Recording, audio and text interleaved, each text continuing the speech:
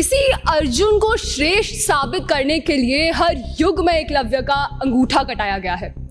अंगूठे तो आज भी कट रहे हैं और अब द्रोणाचार्यों ने दुर्बलता को कानून बना दिया है। आज के कोचिंग संस्थानों ने गुणवत्तापूर्ण शिक्षा को हर नागरिक के मौलिक अधिकार से एक विशेष अधिकार बना दिया है। चिंतित माता पिता की नजरों में ये कोचिंग संस्थान पैसा छापने की मशीन बन गए हैं, जो छात्रों और अभिभावकों की असुरक्षाओं पर गिद्ध दृष्टि लगाए हुए हैं। भारत के हर एक गली में आपको एक ना एक कोचिंग के होर्डिंग जरूर दिखेंगे।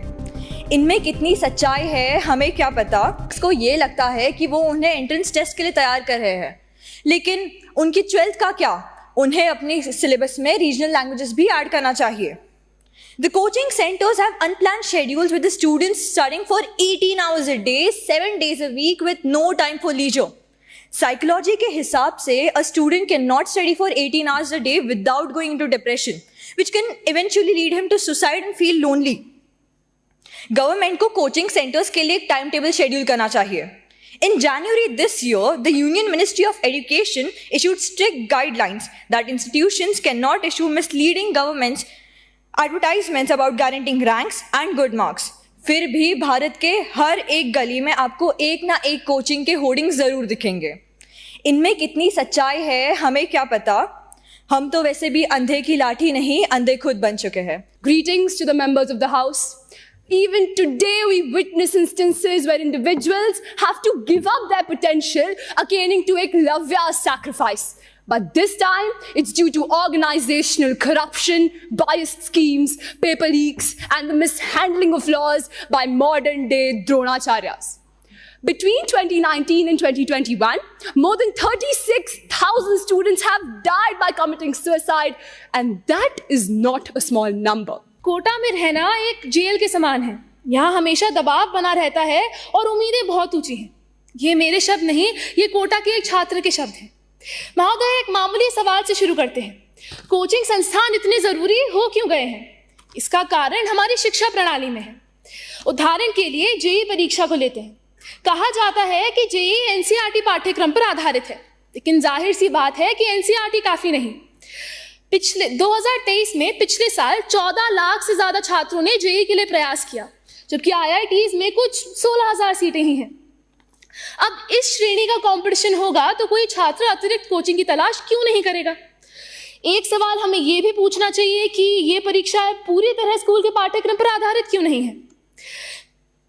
पर हमें यह सवाल भी पूछना चाहिए कि अगर ये परीक्षाएं पूरी तरह स्कूल के पाठ्यक्रम पर आधारित भी हुई तो फिर वो कॉलेज के लिए कैसे तैयारी करेंगे। स्थिति तो ऐसी है कि नकली स्कूल से उभर आए हैं।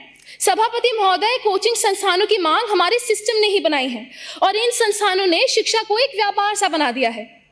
वर्तमान में कोचिंग संस्थानों के लिए दिशा निर्देश हैं जो कई महत्वपूर्ण समस्याओं का समाधान भी प्रोवाइड करते हैं, लेकिन वो कानूनी रूप से बाध्यकारी नहीं। इसीलिए इन संस्थानों को किसी भी दुर्घटना के लिए जिम्मेदार ठहराना नामुमकिन सा हो जाता है। दुख की बात है कि आज इस देश का युवा दबाव में आके आत्महत्या करने पर मजबूर हो जाता है, इस भ्रम में कि इस परीक्षा के आगे उनका जीवन ही नहीं, कि अगर वो ये एग्जाम क्लियर नहीं कर पाए तो उनके जीवन का कोई महत्व ही नहीं। सर, दुख की बात यह है कि हमारे लिए इन छात्रों का जीवन बस डेटा बन के रह गया है और डेटा के अनुसार 2020 में 10,000 से अधिक छात्रों ने आत्महत्या की। लेकिन वर्तमान में कोटा जैसे शहरों में बच्चों के कमरे से पंखे उतारना एक बेहतर सुझाव माना जा रहा है। गुणवत्तापूर्ण कोचिंग भी एक बहुत महत्वपूर्ण मुद्दा है। कोचिंग संस्थानों में बड़ी आम बात है कि आपके मार्क्स के अनुसार आपकी क्लासेस बढ़ जाएंगी और आपके अध्यापक भी बदल जाएंगे, जबकि सब छात्रों ने फीस तो एक ही समान दी है। अंत में शिक्षा प्रणाली और सरकार की निष्क्रियता को सुधारने की जरूरत है। साथ ही साथ समाज की सोच भी बदलनी पड़ेगी। महोदय, आप, मैं, हम सभी तो समाज बनाते हैं, तो सबसे पहला बदलाव हमें ही लाना होगा। आज के कोचिंग संस्थानों ने गुणवत्तापूर्ण शिक्षा को हर नागरिक के मौलिक अधिकार से एक विशेष अधिकार बना दिया है। चिंतित माता पिता की नजरों में ये कोचिंग संस्थान पैसा छापने की मशीन बन गए हैं, जो छात्रों और अभिभावकों की असुरक्षाओं पर गिद्ध दृष्टि लगाए हुए हैं। आपको यह जान के हैरानी होगी कि हमारे देश के प्रतिष्ठित कोचिंग संस्थानों में 120 से भी ज्यादा छात्रों के लिए केवल एक अध्यापक नियुक्त होता है। क्या ये पर्याप्त है? साथियों, याद रखिए, संघर्षों के साए में इतिहास हमारा पलता है। जिस और जवानी चलती है उस और जमाना चलता है। हमें जरूरत है मजबूत नियम बनाने की, ताकि यह कोचिंग संस्थान पारदर्शी रूप से संचालित हो और छात्रों की भलाई को प्राथमिकता दें। हमें खुद से पूछना चाहिए कि क्या हम ऐसी शिक्षा प्रणाली को कायम रखेंगे जो गुलामी के कालखंड में साजिशन रची गई थी, या फिर हम एक नए रास्ते पर चलेंगे जो विचारों की विविधता का जश्न मनाता हो, हर व्यक्ति को स्वतंत्र रूप से सशक्त बनाता हो। अंत में मैं बस यही कहना चाहूंगी कि वसुधा का नेता कौन हुआ, भूखंड विजेता कौन हुआ, अतुलित यशक्रेता कौन हुआ, नवधर्म प्रणेता कौन हुआ, जिसने न कभी आराम किया, विघ्नों में रहकर काम किया, विघ्नों में रहकर काम किया। जय हिंद, जय भारत और धन्यवाद।